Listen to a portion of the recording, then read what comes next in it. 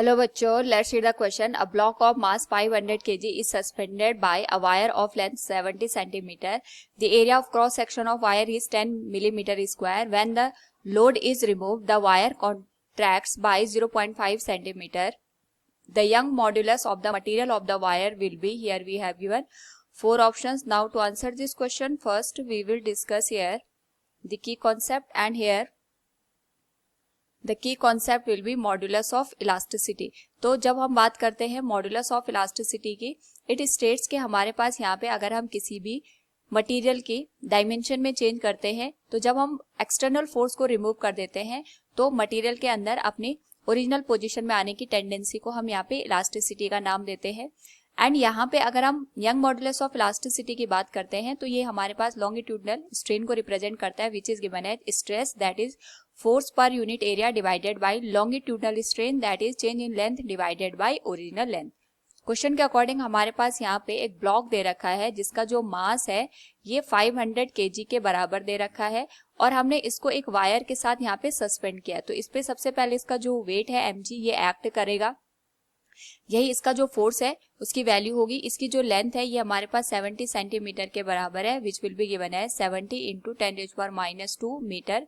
इसका जो cross sectional area है it will be given as 10 mm square, that will be given as 10 into 10⁻6 metre square के बराबर. और यहाँ पे जो इसमें कॉन्ट्रैक्शन प्रोड्यूस होता है यानी चेंज इन लेंथ है दैट इज 0.5 सेंटीमीटर, जिसको हम लिख सकते हैं 0.5 इंटू 10⁻² मीटर के बराबर.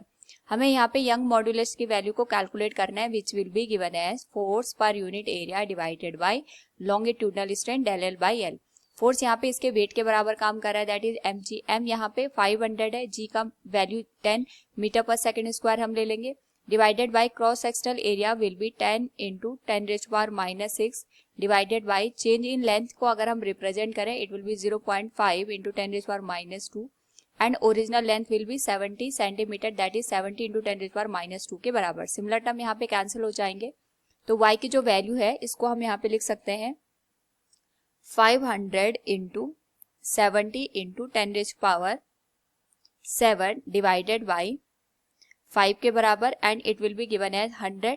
तो यहाँ से हमारे पास जो वैल्यू निकल के आएगी y की that will be given as 7 into 10⁻10 Newton per meter square. This will be the final answer. So from the given question, the Young modulus of the material of the wire will be 7 into 10⁻10 Newton per meter square. Option D will be the right answer. Hope all you understood it. Thank you and best of luck.